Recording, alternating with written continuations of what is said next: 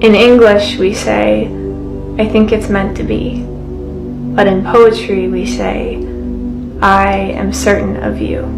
And it's not just your infectious smile or anything you do. It's not just your laugh or your eyes or that freckle that I can't ignore. With you there is something different. With you there is something more.